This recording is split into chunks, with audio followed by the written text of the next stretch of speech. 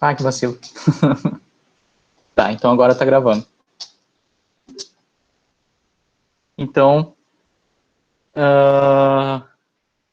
o Descartes vai e ele descreve esse método, né? Que é o método que ele acredita que seja necessário e suficiente, assim. Ele acredita que seja o bastante para se criar um conhecimento sólido, tá? Então, uma coisa assim que é interessante notar é que o modelo que o Descartes teve para criar o método dele foi a matemática, né?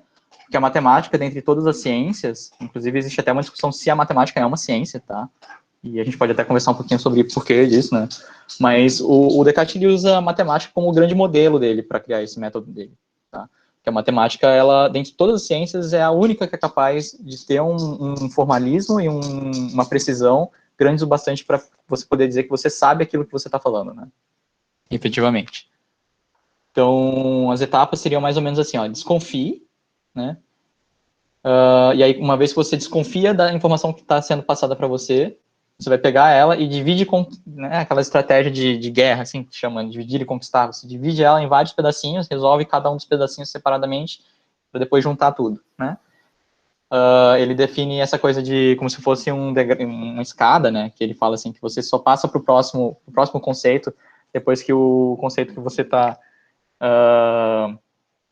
analisando no momento está pronto, né? Então nunca pular degraus e ao final de tudo você fazer uma recapitulação, tá? Então só falando exclusivamente sobre essa coisa do desconfie, né? Eu vou ler para vocês ali o que ele fala assim: primeiro, né? É o de jamais acolher alguma coisa como verdadeira que eu não conhecesse evidentemente como tal.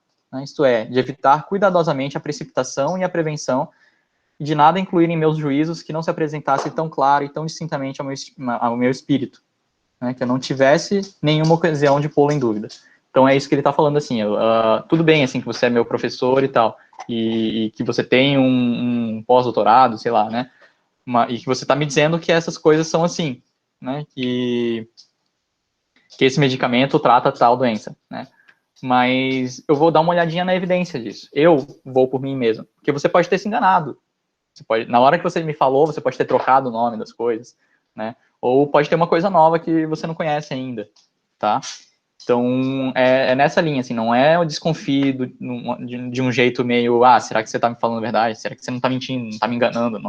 Não é nesse sentido, tá? Então vamos voltar para nosso experimento lá, né, das bolinhas, e aí o que a gente vai fazer, né, é criar uma hipótese agora, tá? E aí, o que é uma hipótese e o que é uma tese, né? Porque se tem uma hipótese, tem uma tese, né? O que é uma hipótese? Uma hipótese é basicamente, tá, grosso modo, assim, ela é uma constatação. Então, é um modelo daquilo que a gente está visualizando, tá? Isso é uma hipótese. Dentro da ciência, a gente trabalha mais com hipóteses, né? A tese é a consequência da hipótese. Então, se isso, então aquilo, né? Se isso é a hipótese, né? Se isso aqui é verdade, isso é a hipótese, né? A hipótese pergunta, será que isso é verdade? Né? E aí, se isso for verdade, a consequência é essa.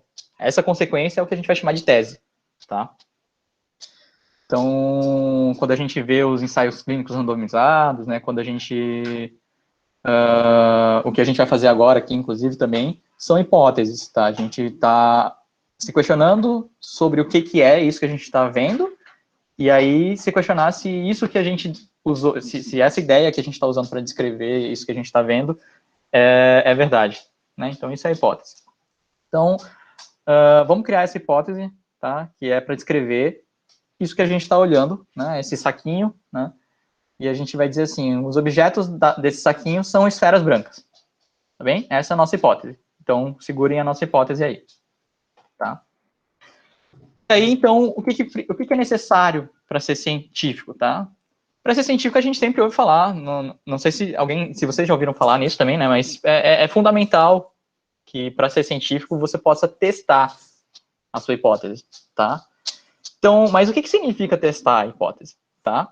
A primeira pessoa que vai falar, né, sobre os testes, né, ele é uma pessoa que vem ainda um pouquinho antes de Descartes escrever o discurso do método, né, que é o Francis Bacon. O Francis Bacon, ele cria esse princípio que chama de princípio de indução, tá? E aí, de novo, né, você veja que o Bacon foi mais um cara que se baseou na matemática para criar uma coisa na ciência, né? Para criar como que você constrói conhecimento dentro da ciência, né? Porque a indução existe na matemática desde muito mais tempo, assim, séculos atrás, tá? Milênio atrás, né? Então, o que é o princípio de indução que o Francis Bacon sugere, tá?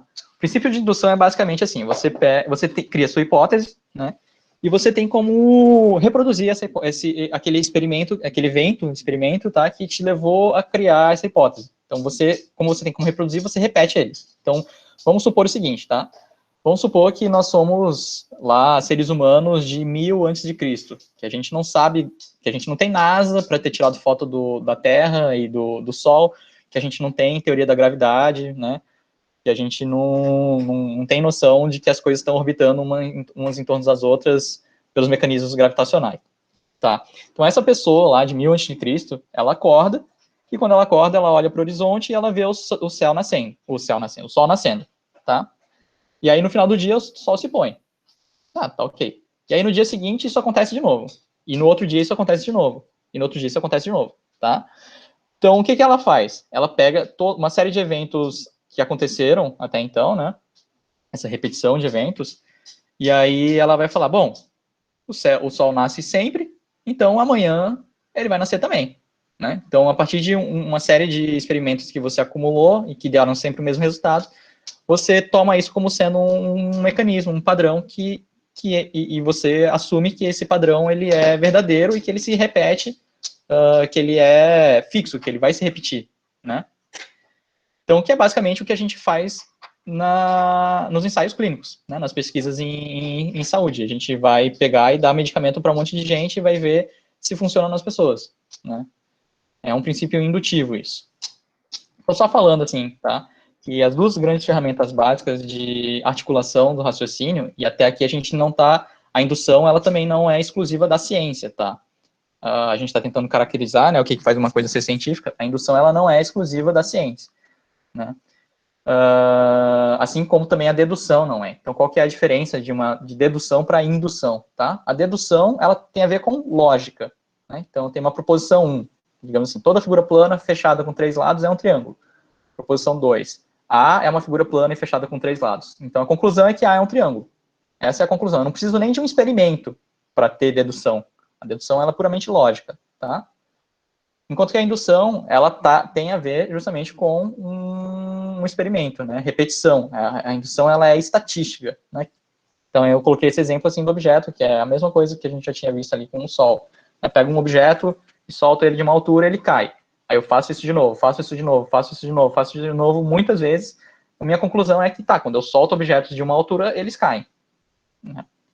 Então, isso é a hipótese. A explicação disso aí é uma outra coisa, tá? Então, assim, parece que tá tudo bem com a indução, né? Tanto que é o que a gente usa na ciência da saúde. Só que tem um grande, fundamental problema na indução, foi apontado pelo David Hume, né, um século mais ou menos depois do Descartes, né, inclusive. Então vejam que assim, de Francis Bacon até David Hume você tem quase 150 anos, tá? Então, quanta ciência não aconteceu nesse meio tempo, né? Newton aconteceu antes de David Hume. Então, vejam que a mecânica clássica foi construída antes de David Hume apontar um problema da indução. Ainda bem que a mecânica clássica foi construída em cima de uma lógica dedutiva, na verdade, né? Mas, então, o que David Hume vai falar? Ele vai falar que a indução não gera conhecimento, ela é um hábito, né? Então, por exemplo, vamos voltar para o exemplo do Sol, tá? Essa pessoa lá de 1000 antes de Cristo, né? Ela olha o Sol nascendo, e aí ela fala todo dia, né? Então ela fala, o Sol nasce todos os dias, né? Se você volta no tempo e olha para essa pessoa e fala assim, tá, como que você sabe que o Sol nasce todos os dias? Ela vai falar assim, ué, sempre aconteceu isso, né? Vocês vejam que isso não é uma explicação. Isso é uma coleção de repetição do evento, né? E ver que ele sempre acontece, mas isso não garante que amanhã o Sol vai nascer, né? A repetição, a indução por si só, ela não sustenta uma teoria, ela não sustenta uma hipótese, tá? A indução por si só, ela é um hábito, que é justamente o que o David Hume vai falar, tá? Falta a indução, né, para você deixar o princípio indutivo completo, você precisa dar uma explicação, né? A indução, ela meramente serve para você perceber esse padrão. Agora, por que esse padrão acontece? Será que isso se sustenta, né? Então, hoje em dia, a gente tem gravidade, né? A gente tem conhecimentos gravitacionais, a gente tem um conhecimento astronômico maior do que uma pessoa de 1000 a.C., né? Então, a gente consegue falar, eu garanto que o Sol vai nascer amanhã, né? Porque existem essas observações que foram feitas, existe a gravidade, existem fotos, tá? Que isso tudo, por si só, também tem seus próprios problemas epistemológicos também, de será que isso é verdade mesmo, né? De você ter experienciado isso em primeira pessoa, de você sequer entender, né, se a teoria da gravidade para poder conseguir explicar o nascer do Sol utilizando ela, tá? Então, a indução também, ela não é uma coisa exclusivamente científica, tá? Então, a gente usa no nosso dia a dia, né? Chego em casa, né, para sei lá, tem um cachorro, por exemplo, tá? Eu chego em casa e a minha cachorra sempre vem me receber na porta. Chego em casa e minha cachorra vem me receber na porta. Então, amanhã eu vou chegar em casa e minha cachorra vai me receber na porta, né? Isso é uma indução também, tá? Então, não é uma exclusividade científica. E aí, né? Então, quanto tempo se passou com que só a indução, né, fosse um princípio para a gente avaliar os testes científicos, né? Que a indução ela está relacionada com verificar o seu resultado, tá? Então, basicamente assim, eu pegar uma bolinha ali do saco e ver, de fato ela é branca, né?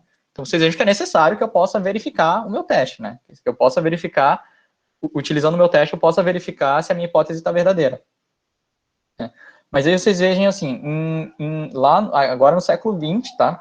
Primeira metade do século XX, chega o Karl Popper, né? Esse é o tal do Karl Popper, que talvez alguém já tenha ouvido falar, tá? Ele era um físico e matemático, tá? Então vejam, mais uma vez, a física e a matemática são as coisas que estão dando base para o que é ciência, né?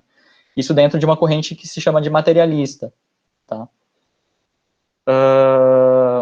Existem outras correntes, né, científicas, mas elas têm alguns problemas epistemológicos que são delicados, assim, que a gente não vai falar delas aqui hoje, porque na ciência da saúde a gente usa predominantemente o materialismo, né? Afinal de contas, a gente tem um objeto material que a gente avalia, que é o corpo da pessoa, né?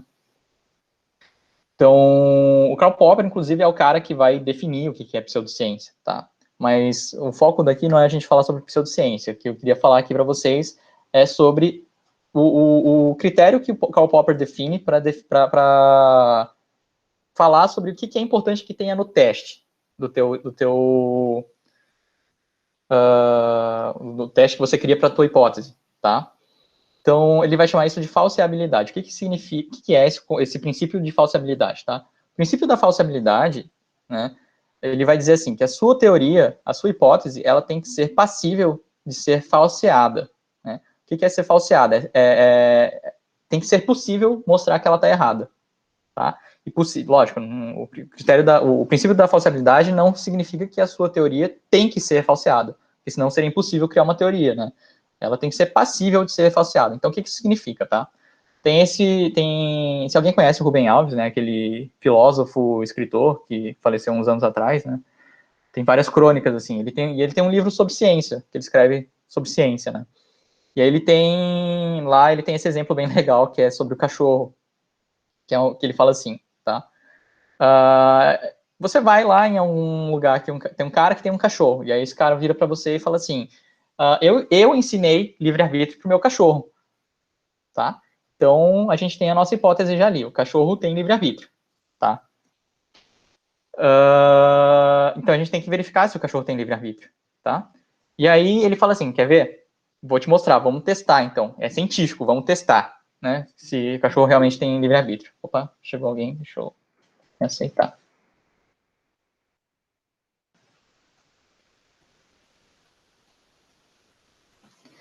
Então, ele vai olhar para você e vai falar assim, bom, para ser científico tem que ter um teste, né? E tem o teste aqui, então é científico que o meu cachorro tem livre-arbítrio, tá?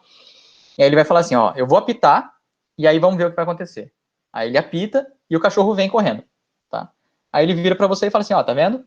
Como o meu cachorro tem livre-arbítrio, ele escolheu vir até aqui, tá? E aí, depois ele fala assim, mas a gente tem que verificar, né, várias vezes isso, porque é uma indução, o teste envolve indução, então a gente tem que fazer isso várias vezes, né? Então, vou apitar de novo agora, ele apita, né? E aí ele apita a segunda vez e o cachorro não vem. E aí ele fala assim, olha, tá vendo? Meu cachorro tem livre-arbítrio, tanto que ele escolheu não vir dessa vez, tá? Então, assim, vocês veem que, independentemente do que o cara faça, o cachorro sempre, independentemente do resultado do teste, o cachorro, a hipótese sempre se confirma. Né? O cachorro pode fazer ele pode fazer qualquer coisa, o cachorro pode fazer qualquer coisa que se confirma a hipótese, né? Que o cachorro tem livre-arbítrio. Então percebam que aí, inclusive, justamente, né? O livre-arbítrio é uma questão filosófica, não é científica, você não tem como testar o livre-arbítrio. Porque o problema da questão dele é justamente que você sempre está certo, a hipótese está sempre válida. E aí, intuitivamente, a gente pode pensar, não, se eu criei uma hipótese que está sempre certa, é porque a minha teoria está muito certa, né? É porque é perfeito, justamente. Por isso que nunca dá certo. Mas não é isso. É porque, logicamente, né, a estrutura lógica da tua hipótese e do teu teste impedem, né, que o teste possa estar errado. Né? Então, como o teste é impossível de estar... como a hipótese é impossível de estar errada, você não consegue deliberar sobre a veracidade dela, né?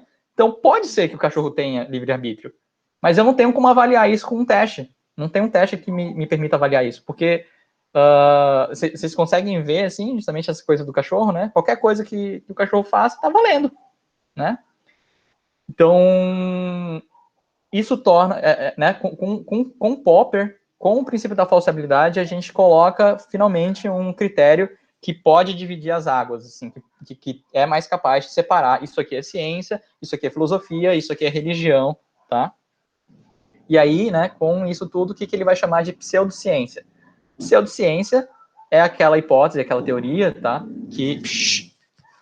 Aquela hipótese, aquela teoria que não é científica, né, que ou não obedece verificabilidade, ou não obedece falsibilidade, ou não obedece nenhum dos dois, né, mas se traveste de científico, tá? Então, a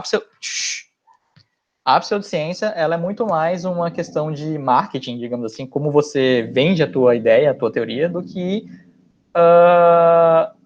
a teoria em si, entende? Então, para você classificar alguma coisa como pseudocientífica, depende de quem está falando dela, tá? Então, por exemplo, tá?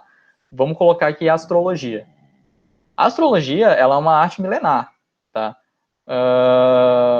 Se alguém conhece, assim, a história do Buda, tá? Do Buda histórico, que é o Siddhartha Gautama, né? Quando o Buda nasce, é previsto, ele era um príncipe, né?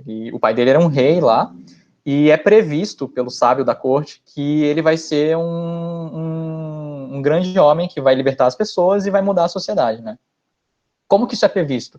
O sábio era um astrólogo, né? Ele é feito um mapa astral do Buda e visto isso, tá? Nessa época, a astrologia ela era uma coisa mística, né? Existiam esses sábios que olhavam para o céu e sabiam refletir sobre como isso acontece, como isso se traduzia na Terra, né? Inclusive, existe muita filosofia metafísica justificando esse tipo de coisa, né? Esse tipo de conclusão, né? Que, lógico, são coisas já ultrapassadas hoje em dia, né? Agora, quando você chega na Idade Média, né, com a mecânica, se começam a criar mecanismos de justificativas para tentar explicar como que os astros influenciam, né? Para provar que os astros influenciam no nosso comportamento na Terra. Né? Que isso, pela própria estrutura de como a astrologia é feita, você não tem como fazer isso. Então, no momento em que você começa a vender a astrologia como sendo, né, com um pacote que fala, a astrologia funciona porque existem forças e energias cósmicas que são descritas pela física, e aí você nem fala que energias são essas, de repente você nem sabe física para poder usar esse argumento, né? No momento em que você começa a fazer isso, a astrologia passou a ser uma pseudociência, entende? Então, se você falar assim, eu acredito que os astros influenciam dessa maneira, eu faço um mapa e eu sei ler o mapa, isso não está dando um mecanismo, não está explicando, tentando parecer ciência. Então, se você usa a astrologia dessa forma, a astrologia é um conhecimento, tá? É um conhecimento tanto quanto a ciência, mas não é um conhecimento científico. Então, não é pseudociência. Agora, se você começar a tentar explicar isso com uma cosmologia que nem existe dentro da física de verdade, passa a ser pseudociência, tá? Então, só falando, assim, sobre o que é pseudociência, né?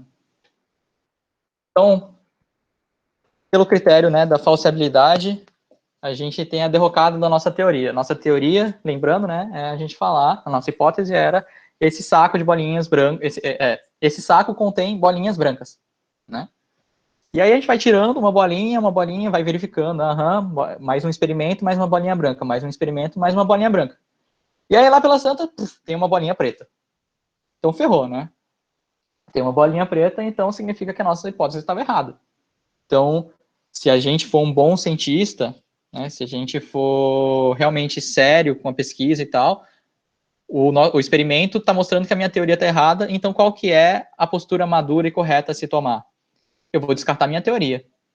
Não é isso? Que a gente escuta falar normalmente, né? Que se o experimento dá errado, a teoria está errada. Né? Então, esse é um embate que existe entre a teoria e a prática, né? Que na medicina, em particular, a gente escuta assim, né? Falar, a clínica é soberana. É uma máxima que tem, assim, né? Quando todos os exames estão indicando um diagnóstico, tudo está indicando um diagnóstico, mas você olha o paciente, ele não tem clínica daquele diagnóstico. Né? Aí a gente fala, não, a clínica é soberana. Mas que o exame esteja dando, não vai, a gente não vai assumir esse diagnóstico, tá? Então, tem esse problema, né, entre o que é a teoria e o que é entre a compatibilidade da teoria com a prática, né? Então, se a minha teoria for falseada pela observação experimental, o que eu tenho que fazer? O que é o correto a fazer, né? É eu ser orgulhoso e manter a minha teoria, né? E ignorar a prática e manter a minha teoria, né? Normalmente a gente escuta isso assim, né? Parece que é uma imaturidade a gente manter a teoria, mas é delicado, assim. Lógico que tem situações que a gente tem que duvidar da teoria, tá? Mas vão ter situações que a gente vai ter que duvidar da prática mesmo. E aí, para mostrar para vocês, eu vou trazer esse exemplo histórico, tá? Que é um exemplo muito bonito, muito legal, assim, tá? Que o Newton, ele é aquele cara que a gente estuda até para passar no vestibular, então imagino que todo mundo já tenha ouvido falar, né? E dentre as teorias de Newton, ele cria a teoria da gravitação universal, tá? Que é aquela força é massa vezes é a constante gravitacional vezes o produto das massas dividido pela distância ao quadrado, né? E o que foi um problema, tá? O Newton, ele revolucionou a astronomia com a teoria dele, né? Uma série de problemas, assim, para descrever os movimentos dos astros foram simplificados com a teoria de Newton, tá? E aí tem toda uma história, assim, por trás disso que é bem legal, mas depois de certo tempo, tinha um planeta que estava fora, tá? Da descrição de Newton, que era Urano. O movimento de Urano não encaixava com a previsão teórica, né? Dado tudo que se sabia na época, né, eles olhavam assim e falavam assim, tá, faziam os cálculos lá teóricos no caderninho e falavam assim, o movimento de Urano tem que ser esse. E aí quando eles iam lá fora e ficavam olhando o movimento de Urano, Urano fazia um outro movimento, completamente diferente, tá? E aí, o que acontece? O que a gente faz então, né? Se o Urano se o experimento tá dando errado com a teoria, não tá batendo com a teoria, né? Se a gente fosse pensar naquilo que a gente tem normalmente, a gente vai falar, a teoria de Newton está errada, então. Né? Descarta a teoria de Newton, já que está errado. Né? Só que o que se fez? Graças a Deus. Ainda bem que os cientistas da época não eram adeptos assim da falseabilidade, não eram adeptos rigorosos da falseabilidade, né? E o que aconteceu foi que eles, ao invés deles descartarem a teoria, eles falaram assim, não, a teoria não pode estar errada. Porque é uma teoria muito bonita. Foi basicamente esse o argumento, né? É uma teoria muito bonita, muito elegante, a matemática é fantástica. Então, deve ter alguma coisa que a gente não está vendo, que a gente não tá conseguindo entender, né? Então, veja, que interessante isso, é você submeter... A gente pensa, né, normalmente, que a ideia, ela vem para explicar o mundo físico, né? Para a gente... Então, ela está submissa ao mundo físico, né? Só que, de repente, a gente está submetendo o mundo físico, o mundo material, à ideia.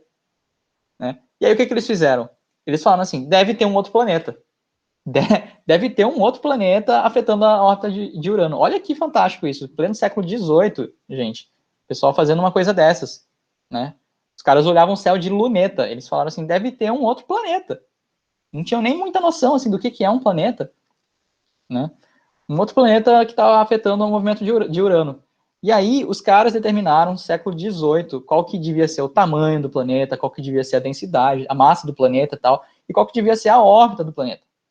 E aí eles foram olhar e descobriram Netuno. Então, vejam, né, que fantástico. Era uma coisa assim, que se a gente fosse no nosso palavreado do dia a dia, né, que as ideias têm que estar submissas ao mundo físico, a gente ia ter descartado, se essa fosse realmente a postura correta e madura a se tomar, né, na ciência, a gente teria descartado a gravidade newtoniana, né, e Netuno não teria sido descoberta, né. E sem a gravidade newtoniana, provavelmente a gente não teria chegado na einsteiniana anos depois, tá? Então, basicamente, o paralelo com o nosso experimento é isso aqui, ó, né? Então, a gente encontrou a bolinha preta, ixi, e agora? Quebrou a nossa hipótese, né? Só que aí você pega essa bolinha preta assim, e aí você dá uma coçadinha nela e sai a tinta. Ah, não, é porque tinha uma tinta, tava suja, sei lá, a bolinha, né? Então, na verdade, era uma bolinha branca mesmo. E aí a gente volta, a nossa teoria tá ok, tá? Quando esse tipo de coisa acontece, né, a gente chama de crise científica, tá? É um momento em que você tem uma anomalia, assim, as teorias não estão batendo com a prática, e aí tem um momento de tensão, assim, eita, e agora? O que tá de errado aqui? O que tá acontecendo, né? Tá? E aí teve mais um momento desse tipo de anomalia com a teoria de Newton, tá? Que foi o problema do movimento de Mercúrio, né? A gente já estava resolvido com Urano, né? Que aí eles descobriram Netuno. E aí depois eles olharam e viram que tinha um problema com o movimento de Mercúrio também. Depois não, né? Eram problemas que foram percebidos ao mesmo tempo, lógico. Mas aí Mercúrio também não estava obedecendo à previsão teórica. O que a gente faz então? Né? Bom, pela história, a gente vai imaginar que foi postulado um novo planeta, né? Só que esse planeta nunca foi encontrado, tá? O movimento de Mercúrio nunca conseguiu ser explicado pela teoria de Newton, né?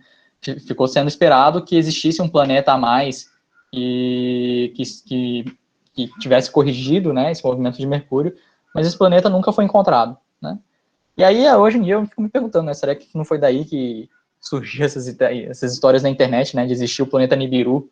Ver o planeta Nibiru era o que os newtonianos estavam procurando, assim, e aí virou essa lenda da internet hoje em dia, evoluiu daí essa teoria da internet de hoje em dia, né? Mas o que aconteceu foi que que Nibiru nunca foi descoberto, né?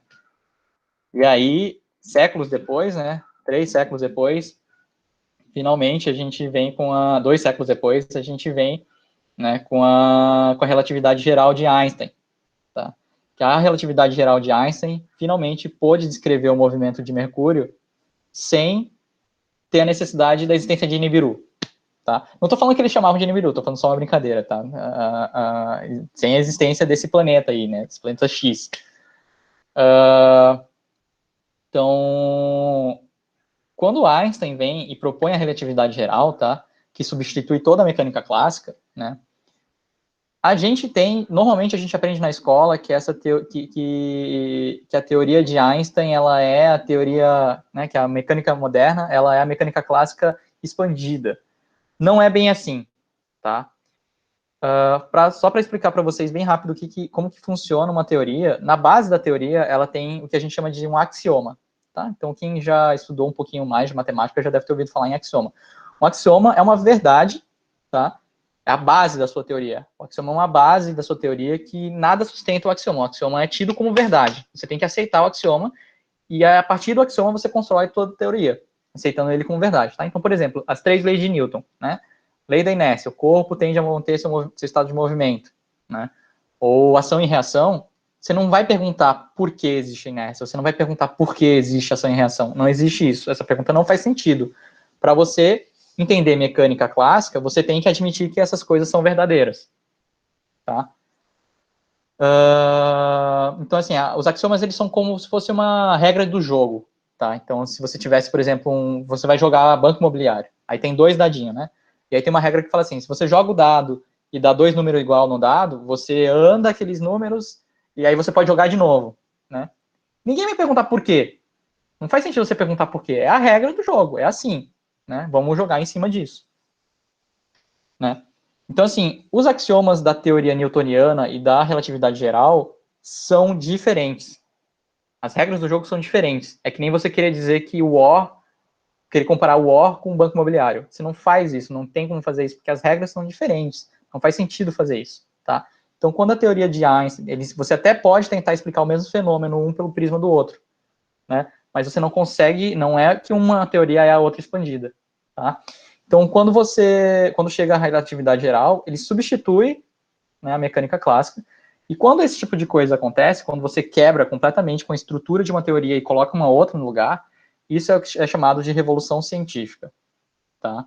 Então, a revolução científica é um termo que foi criado por mais um matemático, filósofo da ciência, tá? Que foi o Thomas Kuhn, né? O Thomas Kuhn foi um dos primeiros que começou a falar sobre a importância das pessoas, da comunidade científica dentro do processo científico. E para você chamar uma teoria de científica, a teoria por si só não se sustenta como sendo científica. Você precisa ter pessoas escolhendo seguir aquela teoria, né? Então vejam que trocar a teoria de Newton pela teoria de Einstein foi uma escolha, né? Porque a teoria de Einstein era mais elegante, mais simples do ponto de vista de quantidade de axiomas, né, do que uma teoria newtoniana. Então, talvez, se a gente tivesse esperado 1000 anos, a gente tivesse chegado num ponto em que a gente conseguiria explicar os mesmos fenômenos da relatividade geral com uma mecânica newtoniana, né? Só que aí ia ter tanta gambiarra lá no meio, tanto fio puxado daqui para lá, né? Ia ter que ter inventado tanto planeta e tanto coisa diferente assim que ninguém nunca ia estar enxergando, que ia ficar uma teoria extremamente deselegante, feia. Então, a gente faz essa escolha pela teoria que está mais bem elaborada, né? Mas isso é uma escolha, né? Muitas vezes ela é subjetiva, inclusive, né? Tá? Então, por exemplo, e aí o que acontece, né? Fazendo só um paralelo para vocês de como a história se repete, né? Vocês já devem ter ouvido falar aí, porque está sempre aparecendo no site de notícias e tal, essa história da matéria escura, né? Matéria escura é essa coisa de eles fazem umas medições, né, e veem que está com saldo, desculpa, tá com saldo negativo de energia no universo. Então, bom, como o saldo não pode ser negativo, o que a gente vai fazer? A gente vai preencher esse espaço que está aí com um negócio que a gente nem sabe direito o que é. Então a gente vai chamar de matéria escura, energia escura e matéria escura, né? Então vejam como é parecido esse problema, a matéria escura, com a questão do movimento de Mercúrio, né? É um problema que a teoria não está batendo com a prática, então eles fazem uma previsão teórica, né?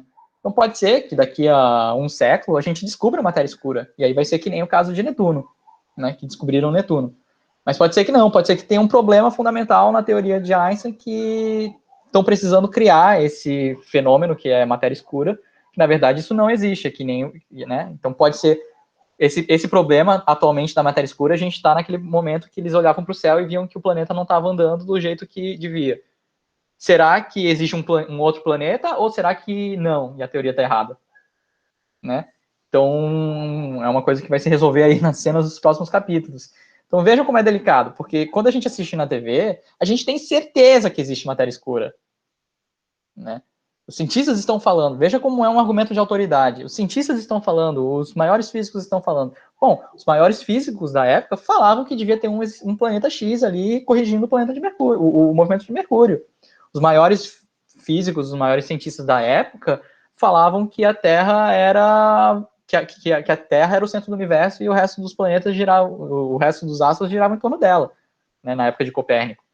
Então, vejam como a gente não pode se pautar nesse tipo de coisa, como é necessário para você dizer assim, eu sei isso, você tem que conhecer a teoria. Né? Você tem que ir a fundo. Enquanto você não fizer isso, você está acreditando que, não, novamente, não é um problema. Né? Então, basicamente seria isso. Né? Às vezes a gente olha tanto para um lugar, né? Ali o problema a gente estava olhando assim, as bolinhas brancas, né? veio uma bolinha preta. A gente foca tanto na cor que aí, de repente, o problema vem de outro lado, né? A gente pega um cubo. E aí a hipótese vai estar errada também. Né? Então, só para falar assim para vocês essa questão da escolha, né? A escolha da teoria, quando a gente tem mais de uma teoria, tentando que ali naquela virada do século XIX para o século XX, né? Com a mecânica clássica, né? Reinando e chegando à mecânica moderna, à física moderna, você tem duas teorias existindo ao mesmo tempo explicando os mesmos fenômenos, tá?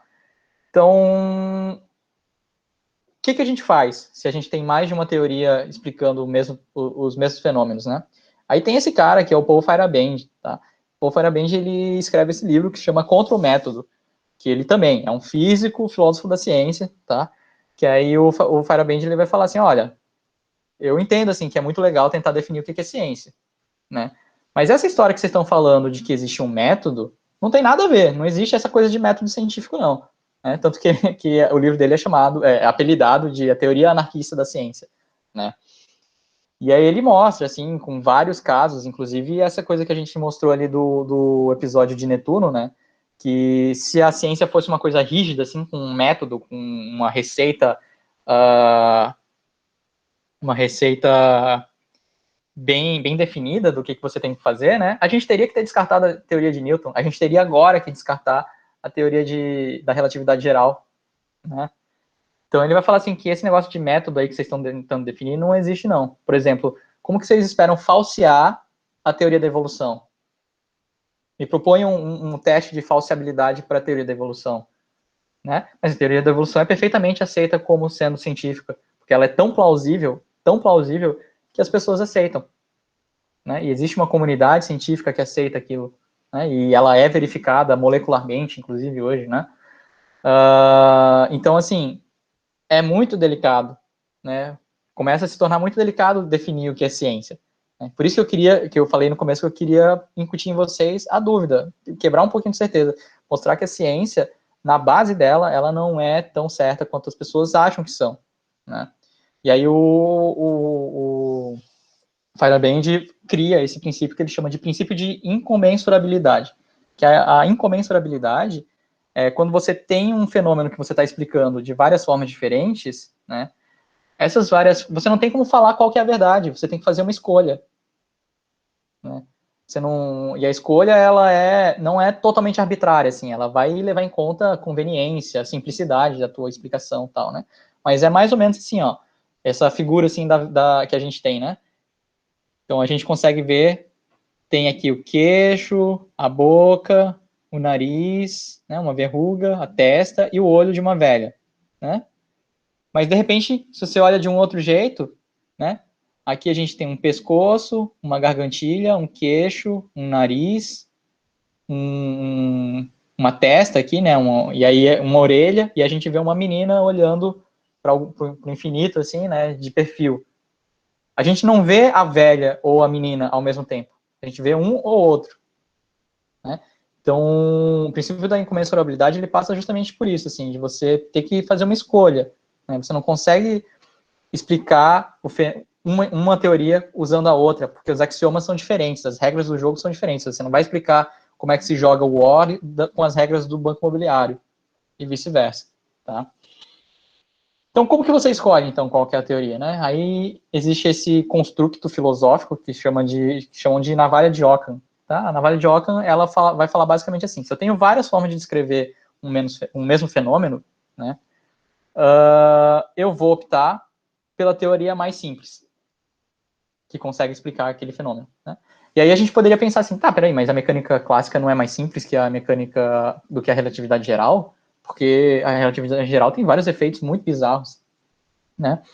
Então, se fosse usar a navalha de Ockham, eu teria que escolher pela mecânica clássica e a gente ainda ia estar numa física newtoniana. Então, não é bem por aí. Quando ele fala de teoria mais simples, não é as consequências, não são os fenômenos estranhos que acontecem se você admitir aquela teoria, mas é a quantidade de axiomas que tem ali na base. Tá? Então, as regras do jogo, as regras básicas do jogo, né, uma física moderna, elas são mais simples do que se você utilizasse ficasse criando a existência de planetas novos para ficar explicando com a teoria de Newton. Tá? Então, finalmente, assim, o que é verdade, então, no fim das contas, né? Quando que eu posso falar que eu provei alguma coisa, tá? Não sei se alguém conhece o Feynman, né? Um físico, devia ter colocado uma fotinha dele, um físico do século passado aí, que ele é super carismático, assim, é um cientista pop, assim, tá? Que aí o Feynman, ele tem essa frase que eu gosto muito, que ele fala assim, num dos livros dele, ele fala, a única ciência capaz de provar alguma coisa é a matemática, porque ela não possui compromisso com a realidade, tá? Então, o que isso significa, né? Lembra o que eu tinha falado dos axiomas? Os axiomas, então, são verdades que você assume, tá? Então, por exemplo, assim, enquanto a gente está numa ciência que tem compromisso com a realidade, ou seja, que está falando da realidade, né? Essa ciência, ela vai falar assim, né? Vai ter os seus axiomas. Então, terceira lei de Newton, toda ação acaba incutindo numa reação de mesma intensidade e sentido contrário no corpo que praticou a ação, né? Então, se você perguntar por que, será que isso é verdade, né? É importante você perguntar se isso é verdade para porque essa ciência está se referindo ao mundo físico, né? Esse conhecimento, esse axioma, ele está se referindo ao mundo físico. Então, é relevante você perguntar qual que é a verdade disso, se isso vale, né? Porque se isso não valer, a teoria inteira desaba. Para matemática, não. Para matemática, por exemplo, tá? Existe, se vocês forem olhar depois, tem uma série de axiomas que chamam axiomas de Peano. Tá? Os axiomas de Peano, eles definem os números naturais. Então, o que fala, assim, os axiomas de Peano? Basicamente, ele vai falar assim, zero é um número natural. E ele define isso. Não faz sentido você chegar e perguntar se isso é verdade. Né? A matemática não está se referindo a um objeto do mundo real. Inclusive, se você vai olhar os axiomas de Peano, em momento algum ele fala em quantidades. Né?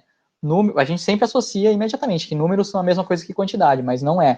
Né? Que nem aquela coisa assim, isso não é um cachimbo. Os números são uma ideia. Quantidades são coisas reais. Né? A gente associa uma coisa na outra e acha que são a mesma coisa, mas a gente pode dissociar uma coisa da outra. Os números são uma coisa, podem ser, né, dependendo de como você modela eles, podem ser uma coisa completamente abstrata, tá? Então, para um matemático, você não adianta você perguntar por que isso, né? Porque a soma dos ângulos internos de um triângulo é igual a dois ângulos retos, né? Não tem por que isso. Não tem se isso é verdade. É assim, essa é a regra do jogo. Não tem por que a regra, por que se você jogar os dados do Banco Imobiliário e der dois números iguais, você joga de novo. É assim, tá? Isso é verdade, não tem sentido. Você vai ver as consequências a partir dali.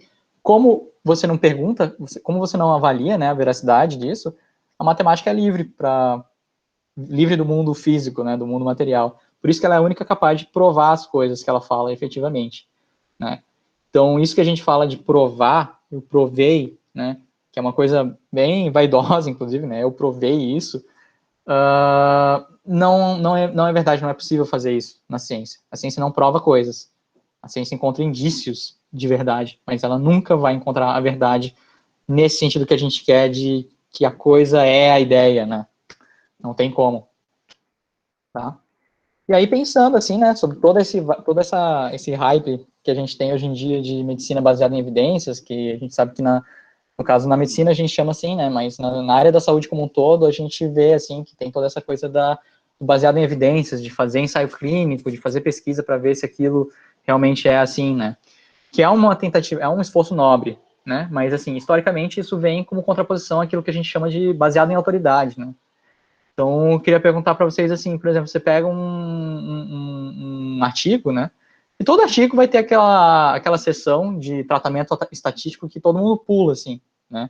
Porque começam a falar de um monte de método de tratamento de dado que a gente não sabe como é que funciona. Então, no fim do dia, assim, né? Todas as conclusões que são feitas em cima dos artigos dependem desse tratamento estatístico. Se o tratamento estatístico estiver errado, tá tudo errado a conclusão, né? Então, se você não sabe o tratamento estatístico, a rigor, no fim das contas, você não pode falar que você está sabendo aquilo que o artigo falou. Você tem que ser capaz de criticar o tratamento estatístico. Então, a rigor, para você poder falar que você sabe aquilo, você tem que saber de estatística, né? Mas o que acontece normalmente? o que é, você leu esse artigo, o que o artigo fala? Ele fala isso. Como você sabe que é verdade? Porque fizeram um tratamento estatístico lá e deu que é isso. Tá, mas como que você sabe que o tratamento estatístico está certo? Sei lá, o estatístico falou que é. Né? Vocês percebem que isso vira um argumento de autoridade, né? O estatístico falou que é. Como que você sabe que o estatístico está certo? E aí você vai lá, aí você vai atrás do estatístico, me ensina isso aqui. Aí o estatístico vai te ensinar um monte de coisa. Aí você vai olhar e vai falar assim, tá, como que você sabe que essa integral aqui dá isso mesmo? Teve um cara lá da matemática pura que me falou que era.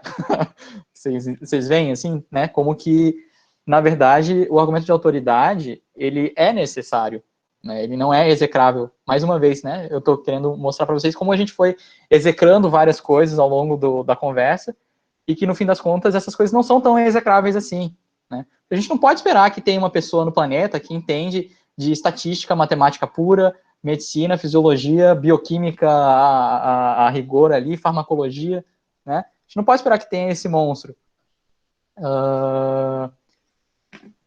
Que, assim, deve até ter, mas não é o comum, não é não é a maioria das pessoas que são assim, né? E mesmo os que têm todo esse conhecimento são pessoas que já têm muitos anos, já tiveram muito tempo para chegar lá, né? Então nós aqui, meros mortais, estudantes de medicina jovens, de medicina, de ciência da saúde, perdão, né, jovens, a gente não tem essa carga toda. Então, inevitavelmente, a gente tem que confiar. Isso é uma coisa muito legal, na verdade, de a gente poder confiar nas outras pessoas, né? Então, assim, eu queria mostrar para vocês que, na verdade, no fundo, a ciência é uma crença, né? Se você perguntar para um físico por que ação e reação, ele não vai ter como te explicar isso. É assim, tá? Ele acredita naquilo, né? Um cientista acredita nos seus axiomas tanto quanto um religioso, não, um cristão acredita na existência de Deus, tá? A existência de Deus é um axioma também, né? Deus existe. Essa é a regra do jogo, é a regra do cristianismo, né? E você vê quais são as consequências dessa regra, né? E aí tem esse filme que eu deixo de recomendação, assim, que é bem legal, esse cara sorridente aqui, cara elegante, é o Carl Sagan, tá? Que é o cara que criou, talvez vocês já tenham ouvido falar daquela série Cosmos, que hoje em dia é com o Neil deGrasse, mas o original é do Carl Sagan, assim, é mais legal do Carl Sagan. E ele escreve um livro chamado Contato, né?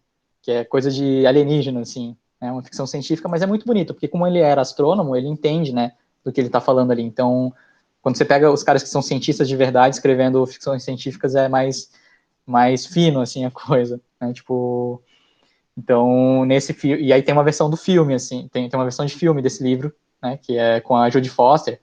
É um filme bem bacana, e ele deixa bem em evidência como que a ciência é uma crença, tá? Eu não vou dar spoiler, assim, mas se vocês tiverem a chance de assistir depois, é um filme da década de 90, eu acho, é bem legal, ele deixa bem evidente como que a ciência é uma crença, tá?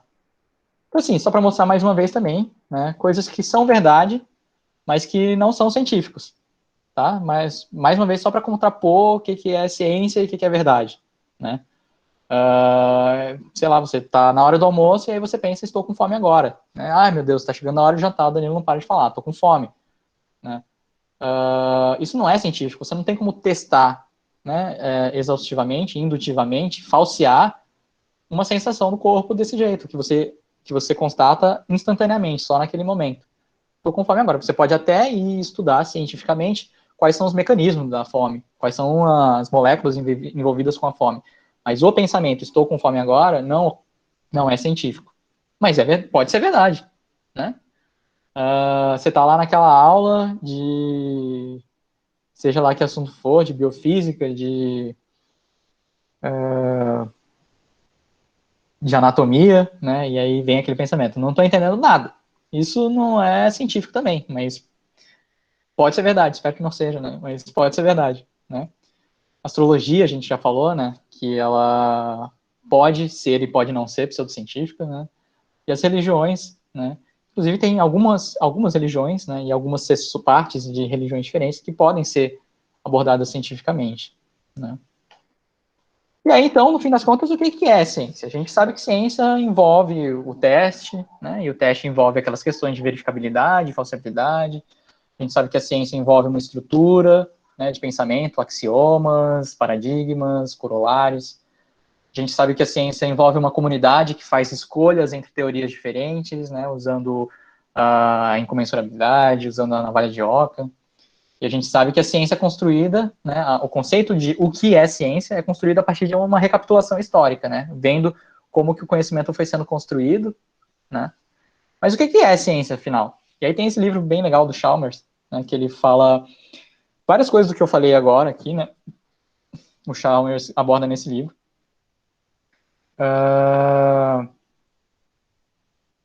E a real, no fim das contas, né, como o Feyerabend mostra, né, aquele livro do Contra o Método, é que ciência, ironicamente, não é uma coisa bem definida. As pessoas não sabem definir. Ninguém sabe. A filosofia da ciência não tem uma conclusão para falar assim, olha, isso aqui é ciência.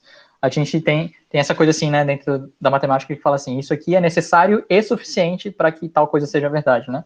A gente tem várias coisas que a gente sabe que são necessárias para você chamar uma coisa de ciência, né? Por exemplo, ser falseável é importante para ser científico, né?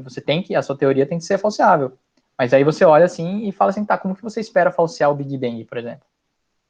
Né? E a gente sabe que o Big Bang é científico, né? Então, assim, no geral, a gente tem umas regras meio intuitivas, gerais, que meio que moldam o que a gente diz no dia a dia que é científico ou não, mas se você sentar, assim, para ser em julgamento, né, falar o que é ciência, não tem ninguém no planeta que vai poder responder isso, tá? Apesar de existirem discussões em que a gente pode falar mais ou menos o que não é ciência, né? Então, assim, ó, espiritualidade na ciência, tá, né? Já que a gente está falando da liga, espiritualidade na ciência, ela tem várias limitações metodológicas que são muito importantes de serem apontadas, tá? Então, uma delas é o fato de que o conceito de espiritualidade que a gente trabalha, ele é muito amplo, ele é amplo demais. Ele é tão amplo que você não tem como avaliar isso numa pesquisa objetiva, numa pesquisa bem estruturada, tá? Porque a espiritualidade é aquilo que dá sentido na vida de uma pessoa. Quem que vai avaliar isso? Né? A pessoa que fala assim, isso dá sentido para minha vida, ela pode estar enganada, ela pode estar mentindo para você, ela pode estar tentando se convencer de que aquilo é importante na vida dela por algum motivo X, né? Sei lá, uma pessoa que nasceu numa família religiosa, né? Seja lá que religião for, todo mundo e de repente ela não acredita naquilo, mas ela precisa acreditar porque a comunidade dela gira em torno disso, né? Então, de repente, não é tanto assim o que dá sentido na vida dela. E quem que vai julgar isso? Quem que vai ser capaz de avaliar isso de uma forma criteriosa? Então isso fica muito delicado, tá? E aí, admitindo justamente isso, tem o Koenig, Harold Koenig, tá? Que é reconhecidamente o maior pesquisador, assim, de espiritualidade. E aí eu deixo para vocês se questionarem o que significa ser o maior pesquisador, né? Que ele fala, assim, nos artigos dele, quando ele vai falar em metodologia, ele sempre fala, tá? Quer dizer, sempre não, mas ele fala em várias vezes que olha só, espiritualidade é um conceito amplo demais. É difícil de avaliar isso. Então, para ser mais objetivo, o meu trabalho está pesquisando religiosidade. Eu vou avaliar religião dos pacientes, tá? E aí, o que a comunidade que trabalha com pesquisa de espiritualidade faz, né? Você pega esses resultados que foram realizados para religiosidade e extrapola eles para a espiritualidade como um todo, tá? Do ponto de vista metodológico, isso é duvidoso, né? Mas vendo assim como que a pesquisa é feita e tal, e para o seu dia a dia, e levando em conta também que a gente consegue perceber intuitivamente, né, que abordar a espiritualidade é importante e tem um impacto na vida das pessoas, a gente acaba meio que podendo extrapolar isso, né? Agora, sim, lógico, eu não estou falando que todas as pesquisas com espiritualidade são isso, tá? Mas o que eu estou só querendo dizer é que para você conseguir fazer uma pesquisa mais objetiva, acaba tendo que ser podado o conceito, tá? E mais, tá? Espiritualidade na ciência não explica os fenômenos espirituais. Os fenômenos espirituais são metafísicos, eles ainda pelo menos, tá? Eles ainda não têm como você elaborar uma hipótese testável de uma forma eficiente, tá? Normalmente as hipóteses, inclusive, elas são que se tenta criar, elas são justamente que nem o caso do cachorro lá, né? Você sempre vai chegar no resultado positivo.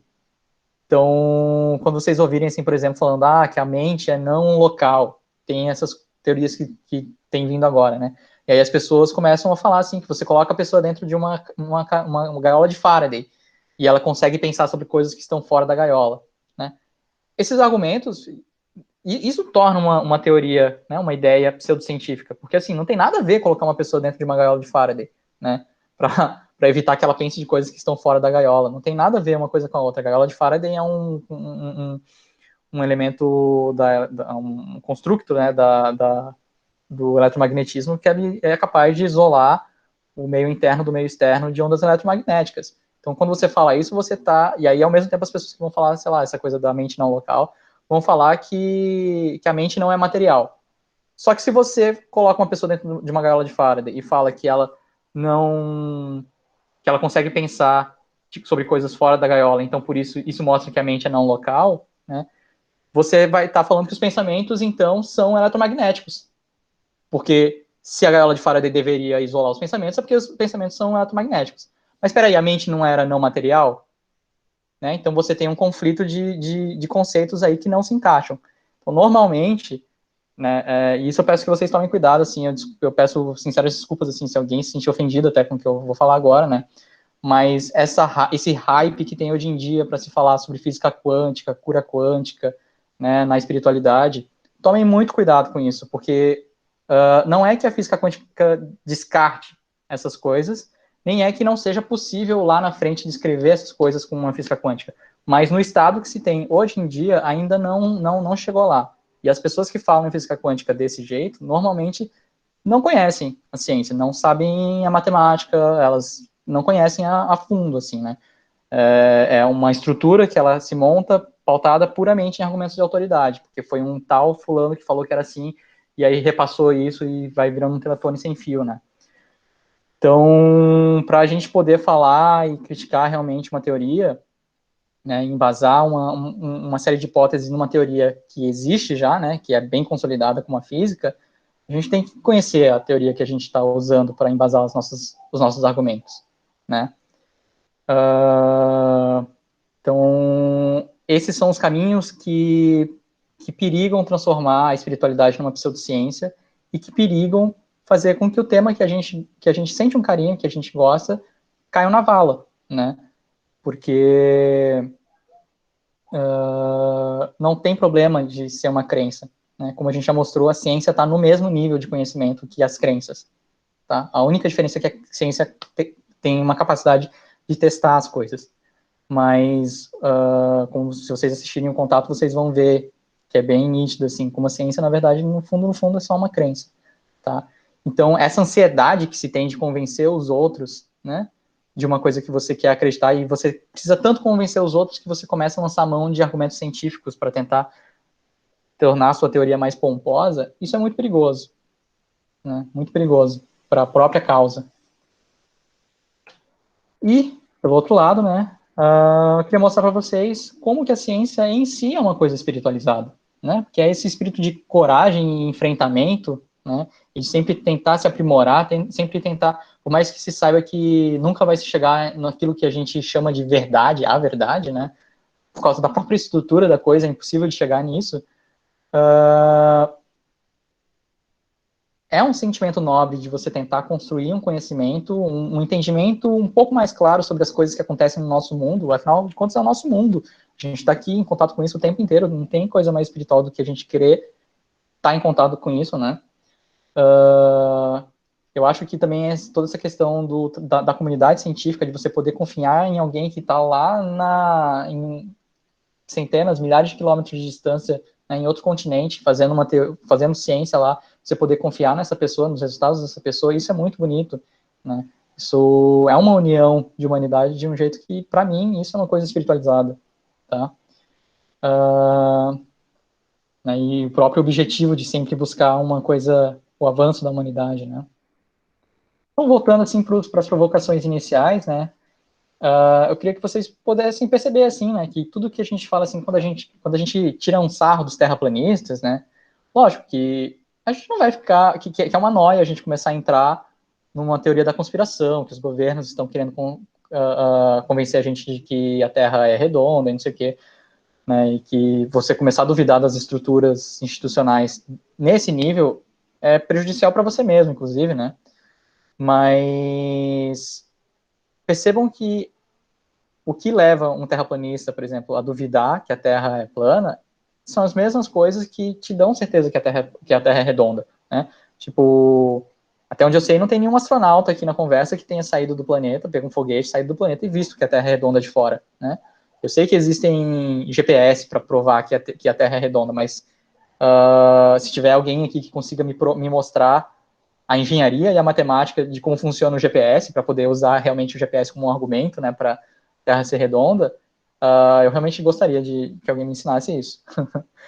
Né? Então, e tem todos aqueles testes, assim, né, de ver a sombra do movimento do Sol ali e tal, e aí, ou, sei lá, você olha para o horizonte e vai vindo um navio, e aí você vê primeiro o mastro, para depois ir vendo o resto do navio, né? A gente sabe que existem esses experimentos, mas vocês já fizeram, né? Enquanto você não fez, você não constatou por você mesmo, aquilo é uma crença, né? Então, perceba como é crença, quando você confronta crença versus crença, não é tão satírico assim uma pessoa ser terraplanista, tá? Apesar de que os argumentos para embasar a Terra plana também não são os mais sólidos, né, quando você vai analisar isso, tá? Então, a mesma coisa, né, para aquelas ideias de que vacina causa autismo, né? E aí, por exemplo, assim, homeopatia, né? Homeopatia é pseudociência, né? Então, a homeopatia é uma das coisas que o princípio dela, né, e o efeito dela são passíveis de ser testados cientificamente. Você pode testar essas coisas cientificamente. Só que o que acontece? Quando você vai testar, quando você vai fazer pesquisa sobre isso, né, você vai fazer esse exame científico, os resultados são negativos, né? Então, homeopatia não é pseudociência. Homeopatia é científico, mas quando você tem meta-análise até sobre isso, né, quando você avalia, o resultado é negativo, né? Pode ser que a homeopatia comece a ficar pseudocientífica se você começar a postular que existem outros mecanismos que a ciência não consegue ver e que por isso os resultados científicos são negativos, né? E assim, o fato de a ciência ter dado um resultado negativo também não impede que uma pessoa acredite por fé, né, que aquele princípio, que aquele mecanismo funcione, né? Apesar de que a ciência testou aquilo, né? Então é uma coisa que vai de uma coisa mais pessoal, né? De cada um, de, de imaginar, né? De duvidar da ciência e querer ir atrás, né? Só que se você quiser dar uma explicação científica, você vai ter que conseguir mostrar isso, né? Então, assim, vou deixar umas provocaçõezinhas assim para vocês irem pensando a respeito, né? Que é aquilo da teoria da evolução que a gente já tinha falado, né? E é muito interessante, assim, porque o processo de definir o que é ciência, né? Que é o que a filosofia da ciência faz.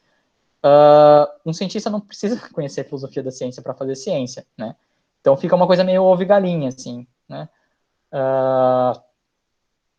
Porque, na verdade, a filosofia da ciência corre atrás do que os cientistas estão fazendo para definir o que é ciência, né? Então fica uma coisa meio estranha, né?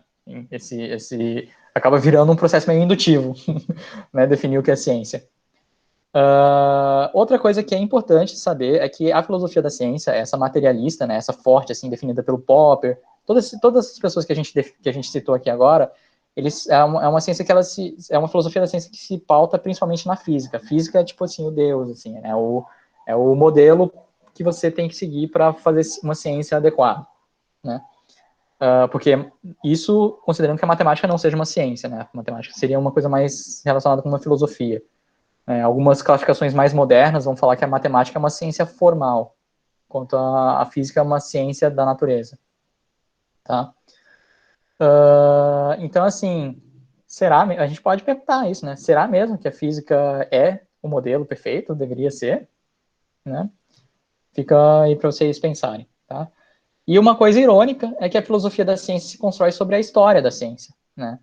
Só que, numa corrente materialista, a história não é uma ciência.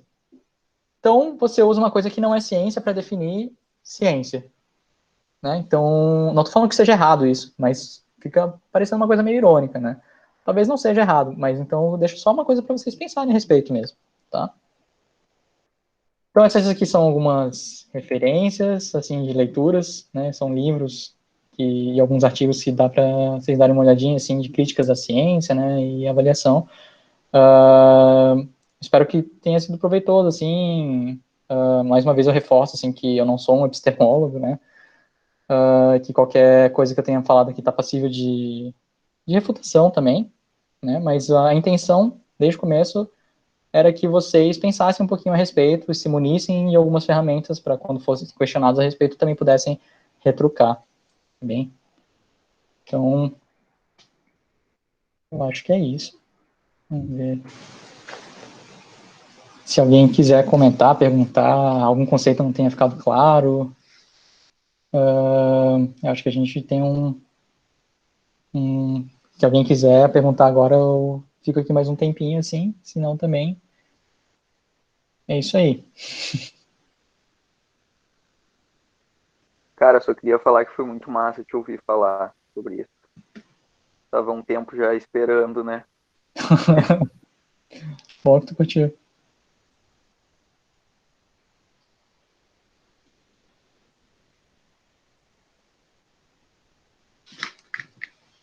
Mas, no geral, então, só mais um último recadinho, tá, pessoal? A gente propôs na última aula que a gente fizesse aquela questão